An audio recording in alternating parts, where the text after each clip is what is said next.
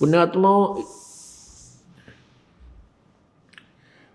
जब वो संत ये कह देते हैं कि तुम्हारे प्रारब्ध का जो भोग है वही तुम्हें मिलेगा, तुम्हारे प्रारब्ध में, तुम्हारी किस्मत में पुण्य है तो सुख मिलेगा, पाप है तो दुख मिलेगा ही मिलेगा,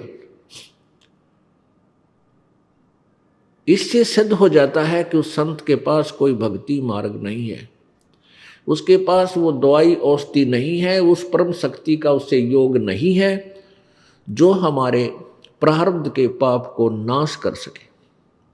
और पाप नाश हुए बिना सुख नहीं हो सकता। जैसे किसी के पैर में कांटा लगा हो और कोई किसी के पास जाकर कहता है कि मेरे पैर में पीड़ा है, उसने बता दिया कि तेरे पैर में कांटा लगा हुआ है, गहरा चला गया है, ऊपर दिखाई नहीं दे रहा है, जिस कारण से तुझे पीड़ा है। अब वो व्यक्ति ये कहे कि तेरा कांटा तो निकल नहीं सकता, अब जूता पहन ले,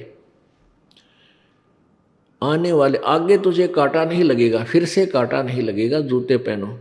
पुण्यात्मा, जब तक कांटा नहीं निकलेगा तब तक जूता पहना नहीं जा सकता। उसका कांटा लगे पैर में, उसका प्रॉपर जो है समाधान क्या है कि पहले कांटा निकले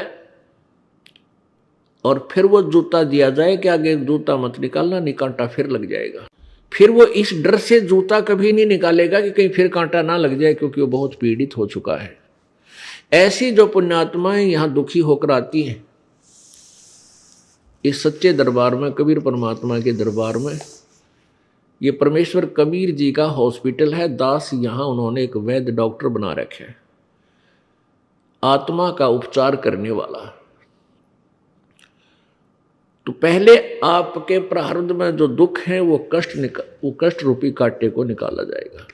उस कष्ट रूपी कांटे को निकाल दिया जाएगा, फिर आपकी रुचि बनेगी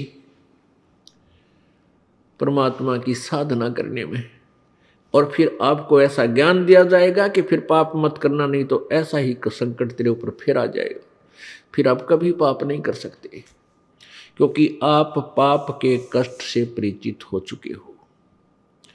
फिर ये राम नाम का जूता आप कभी नहीं निकालोगे, यानी भक्ति का, परमात्मा के नाम को खंडित नहीं करोगे।